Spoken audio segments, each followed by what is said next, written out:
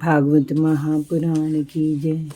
कृष्ण कन्हैया लाल की जय। राधा रानी की जय। भगवान श्री कृष्ण के सभी भक्तों को राधे राधे। जय श्री कृष्ण। आज मैं आपको सुनाऊंगी भागवत महापुराण में तीसरे स्कंद में चौथा अध्याय। उद्धव जी से विदा लेकर विदुर जी का मैत्रेय ऋषि के पास जाना। उद्धव जी ने कहा, विदुर जी, यादवों का विनाश देखकर श्री बलराम जी बैकुंठवासी हो गए और समय श्री कृष्ण वन में जाकर एक वृक्ष के नीचे बैठ गए। उन्होंने मुझसे पहले ही कह दिया था कि मैं बद्री का आश्रम चला जाऊं। वे मृत्यु लोक को छोड़कर अपने धाम वापस जाना चाहते थे। मैं उनकी आज्ञा का उल्लंघन नहीं कर सका। अश्रु बहाता हुआ मैं वहां से चला आया। विदुर जी, मैं प्रभु के चरणों की वंदना करके यहाँ आया हूँ। उन्होंने ही मुझे आत्म तत्व का आदेश दिया था और अपने विश्व रूप का ज्ञान कराया था। इस समय उनके विरह से मेरा चित्त अत्यंत व्याकुल है। श्री सुखदेव जी बोले, राजन, इस प्रकार उद्धव जी के मुख से श्री कृष्ण की लीलाओं का वर्णन सुनकर विदुर जी का हृदय भर आया।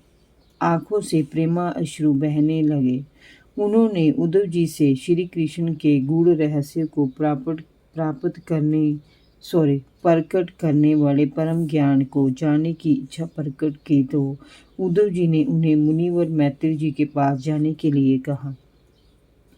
उसके बाद विदुर जी उनसे विदा होकर मैत्रेय जी से भेंट करने की इच्छा से चल पड़े। वहां से चलकर वे गंगा के किनारे उस आश्रम में पहुंचे जहां मैत्रेय ऋषि रहते थे। राजा परीक्षित ने पूछा, भगवान, यदुवंश तो नष्ट हो गया, यहाँ तक कि त्रिलोकीनाथ श्री हरि को भी अपना मानवीय रूप छोड़कर जाना पड़ा, फिर उद्धव जी कैसे बच गए?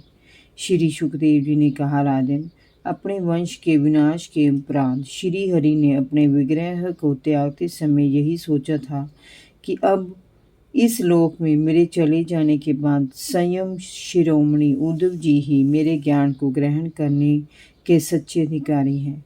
अंत मेरे ज्ञान की शिक्षा देने के लिए वे अभी यहीं रहे। वेदों के मूल कारण श्री कृष्ण जी के इस प्रकार आज्ञा देने के कारण उद्धव जी बद्री का आश्रम में जाकर समाधि योग द्वारा श्री हरि की आराधना करने लगे और परम भागवत का उपदेश देने लगे।